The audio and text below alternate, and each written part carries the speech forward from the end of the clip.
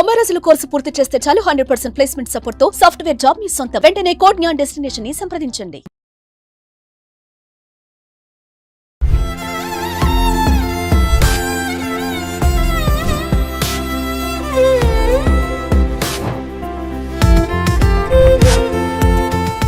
Hello viewers, welcome back to our channel. ప్రస్తుతం మనతో పాటు ఉన్నారు మందడి కృష్ణారెడ్డి గారు. సార్తో మాట్లాడదాం. నమస్తే సార్. నమస్కారం అమ్మా. ఇప్పుడు 60-70 సంవత్సరాలు పైబడిన వాళ్ళకి కొన్ని ఆర్గనైజేషన్స్ రన్ చేస్తున్నారండి. మీరు కూడా అందులోంచి వచ్చిన వాళ్ళే. మీరు ఒక ఆర్గనైజేషన్ కూడా నడిపిస్తున్నారు. సో ఇక్కడ ఏంటంటే స్వయంవరం అనేది ఒకటి పెడుతూ ఉంటారు. నేను కూడా కొన్ని చూశాను. మామూలుగా పెళ్లి చూపులు అంటే అప్పుడు పెళ్లి చేసుకునే వాళ్ళకి పెళ్లి చూపులు పెట్టేవాళ్ళు కదా. మరి ఆ వయసులో ఉన్న వాళ్ళకు కూడా అప్పుడు పెళ్లి చేసుకోవాలని కోరిక పుట్టినప్పుడు కూడా స్వయంవరం అనేది పెడుతున్నారు. అంటే అసలు యాక్చువల్గా అక్కడ ఏం మాట్లాడుకుంటారు? ఆ స్వయంవరం అనే కాన్సెప్ట్ లో ఏంటి అసలు? స్వయంవరం అనే కాన్సెప్ట్ నేను డెవలప్ చేసిందేనండి. అంటే అంతకుముందు మామూలుగా యంగ్ పీపుల్కి స్వయంవరం అనేది అక్కడక్కడ జరిగి ఉన్నాయి, కానీ 50 ఏళ్ళు దాటిన వాళ్ళకి పెద్దవాళ్ళ కోసం స్వయంవరం ఏర్పాటు చేయడం భారతదేశ చరిత్రలో మొట్టమొదటిసారిగా ఎల్ఎస్ క్లబ్ ఇంటర్నేషనల్ ఫౌండేషన్ మా ఆర్గనైజేషనే దీన్ని స్టార్ట్ చేసింది. ఇది ఒక హైదరాబాద్లోనే కాకుండా మొత్తం భారతదేశంలో 27 రాష్ట్రాల లోపల సుమారుగా 570 ప్లేసుల లోపల ప్రతి నెల 3వ ఆదివారం నాడు ఈ కార్యక్రమం జరుగుతుంది. ఈ కార్యక్రమంలో 50 years పైన పడ్డవాళ్ళు, అంటే పెద్దల స్వయంవరం అంటాం దాన్ని ప్రత్యేకంగా, 50 ఏళ్ళు పైబడి జీవితంలో ఎంత వయసు ఉన్నా సరే వాళ్ళకి తోడు కావాలని కోరుకునే ప్రతి ఒక్కరూ ఈ కార్యక్రమానికి అటెండ్ కావచ్చు. దీని లోపల మహిళలకు ఉచితంగా మేము ప్రవేశం కల్పిస్తామండి. పురుషులకు మాత్రం 1500 రూపాయలు లైఫ్ మెంబర్షిప్. ఒకసారి జీవిత సభ్యత్వం తీసుకుంటే మళ్ళీ ఎప్పుడు రూపాయి కట్టాల్సిన అక్కర్లేదు. వాళ్ళు ఎన్నిసార్లు అయినా అటెండ్ కావచ్చు. ఇక్కడ ప్రతి ఒక్కరూ పరిచయం చేసుకోవాలండి. అంటే వాళ్ళని వాళ్ళు పరిచయం చేసుకుంటారు. వాళ్ళ పేరేమిటి, వాళ్ళ ఊరేమిటి, వాళ్ళ వయసు ఎంత, వాళ్ళ హ్యాబీస్ ఏమిటి, వాళ్ళు ఎలాంటి వాళ్ళ జీవిత భాగస్వామిని కోరుకుంటున్నారు, వాళ్ళకున్న వాళ్ళ జీవిత భాగస్వామి చనిపోయి ఉన్నాడా, లేకపోతే విడాకులు తీసుకుంటున్నారా, లేకపోతే ఇప్పటిదాకా మ్యారేజ్ చేసుకోకుండా లేట్ మ్యారేజా, ఈ వివరాలన్నీ వాళ్ళు ఎక్స్ప్లెయిన్ చేస్తారు. దాన్ని అందరూ విన్న తర్వాత, మొత్తం అందరి పరిచయాలు పూర్తయిన తర్వాత, దాంట్లో ఎవరికైనా ఆసక్తి కలిగినట్టు వాళ్ళు ఇద్దరు ఒకరి దగ్గరికి ఒకరు చెప్పుకొని నేను మీతో మాట్లాడాలనుకుంటాను ఎక్స్ప్లెయిన్ చేయడం జరుగుతుంది. అవతల వాళ్ళకి ఇష్టమైతే వెళ్ళి వాళ్ళ పక్కన కూర్చొని మాట్లాడతారు. మాట్లాడిన తర్వాత నెంబర్లు తీసుకోవడం కానీ, అడ్రస్లు తీసుకోవడం కానీ, ఇంకా ఫర్దర్, ఎందుకంటే ఒక రోజులోనే నిర్ణయం అనేది జరగదు కాబట్టి అది కొంచెం ఇంకా ప్రొలాంగ్ కావాలి. ఒకరినొకరు తెలుసుకోవాలి, ఆలోచించుకోవాలి, అన్ని విషయాలు అన్ని పరిస్థితులు గమనించుకున్న తర్వాత ఇష్టం అనుకుంటే ముందుకెళ్ళేటైతే అలాంటి వాళ్ళకు మేము చాలా సేవలు అందిస్తాం. ఒకటి, మ్యారేజ్ చేసుకోదలుచుకుంటే వాళ్ళకి కావాల్సినటువంటి ఆ పెళ్లిని మేము రిజిస్టర్ మ్యారేజ్ ఫ్రీగా చేసి పెడతాం. అలాగే వాళ్ళకు ఒక లీగల్ అగ్రిమెంట్ తయారు చేస్తాం. అంటే భవిష్యత్తులో హక్కులేమిటి, బాధ్యతలు ఏమిటి, అప్పులేమిటి, ఆస్తులేమిటి, ఒకరు పోతే ఒకరికి ఏమొస్తుంది, ఒకరు విడిపోతే ఇంకొకరికి ఏమొస్తుంది, ఇలా అన్ని విషయాలు అగ్రిమెంట్లో రాసి దాన్ని రిజిస్టర్ చేసుకునే అవకాశాన్ని కల్పిస్తాం. దానివల్ల సమస్యలు చాలా తగ్గుతాయి. పిల్లలకు కూడా ఆస్తులన్నీ పోతాయి. జనరల్గా ఉండేటువంటి పిల్లలకు ఉన్న పెద్ద సమస్య ఏమిటండి అంటే, తల్లిదండ్రులు వివాహం చేసుకోవడం తప్పని అనే వాకన్నా చాలామంది ఒప్పుకునేందుకు సిద్ధంగా ఉన్నారు.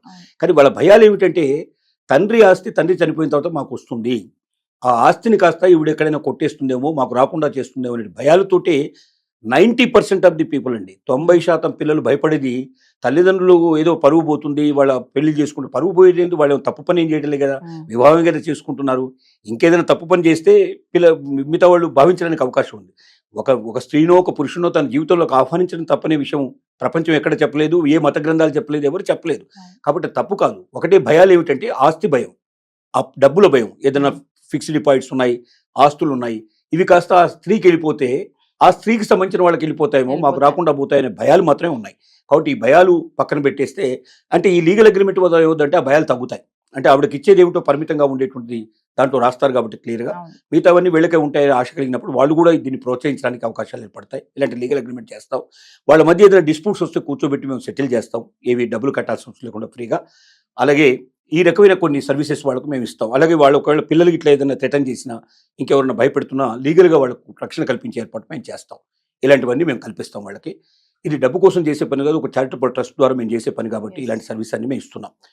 ఈ స్వయంవరం అని ఎందుకు పెట్టాల్సి వస్తుందంటే, స్వయంగా వీళ్ళు ఎన్నుకోవడం. అంటే ఇప్పుడు దీంట్లో ఇంకా వీళ్ళ పిల్లల ప్రమేయం కానీ, లేకపోతే వీళ్ళ తల్లిదండ్రుల ప్రమేయం కానీ ఏమి ఉండదు. వీళ్ళే పెద్దవాళ్ళు అయిపోయారు. వీళ్ళు ఇప్పుడు వీళ్ళ మనస్ఫూర్తిగా అవతల వాళ్ళని వీరు ఎన్నుకుంటారు. అంటే పురుషుడు కానీ స్త్రీ కానీ ఇతరులను ఎన్నుకునే అవకాశం ఉంది కాబట్టి స్వయం వరం అని చెప్పి ప్రత్యేకంగా దాని పేరు పెట్టడం జరిగింది. ఇది మేము చేస్తున్న పని. సీనియర్ సిటిజన్స్ ఇప్పుడు మామూలుగా చూసుకుంటే ఈ నవ్ డేస్ ఏంటంటే యంగ్స్టర్స్కే పెళ్ళిళ్ళు అవ్వట్లేదు. మరి ఆ వయసులో వాళ్ళు కూడా ఎంత హ్యాపీగా అంటే, మాకు తోడు కావాలి, మేము పెళ్లి చేసుకోవాలి, నాకు భార్య కావాలి, నాకు భర్త కావాలి, నాకు మంచి ఆస్తి ఉంది అని అంటున్నారు. ఇలాంటివి చూసినప్పుడు ఏమనిపిస్తుంది మీకు?